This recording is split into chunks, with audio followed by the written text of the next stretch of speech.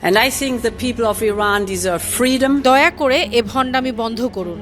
ইউরোপীয় ইউনিয়নের প্রধান উর্সুলা ভন ডার লিয়েনের এক বক্তব্য নিয়ে তীব্র প্রতিক্রিয়া জানিয়েছে ইরান। ভন ডার লিয়েন বলেছিলেন, স্বাধীনতা, মর্যাদা এবং নিজেদের ভবিষ্যৎ নির্ধারণে ইরানের জনগণের অধিকার আছে।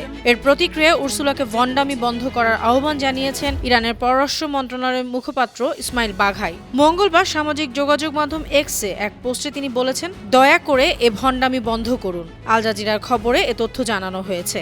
ভন ডার লিয়েনের বক্তব্যের একটি ভিডিও শেয়ার করে বাঘাই অভিযোগ করেন, দখলদারিত্ব, গণহত্যা ও নৃশংসতার অনুমোদন দিয়েই ইউরোপীয় ইউনিয়নের নেতারা তাদের রাজনৈতিক অবস্থান গড়ে তুলেছেন। এখন তারা ইরানের বিরুদ্ধে যুক্তরাষ্ট্র ও ইসরায়েলের আগ্রাসন এবং সম্ভাব্য যুদ্ধাপরাধ ধামাচাপা দেওয়ার চেষ্টা করছে।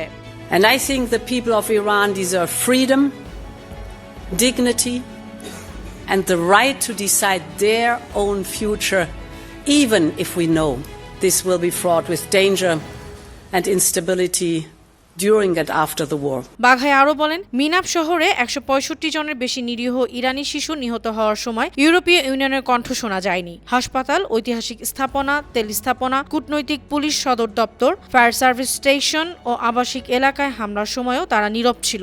এ ধরনের নীরবতা মানে নৃশংসতার সঙ্গে জড়িত থাকা। You will hear different views about whether the conflict in Iran is a war of choice or war of necessity.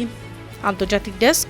But I believe this debate partly misses the point, because Europe must focus on the reality of the situation.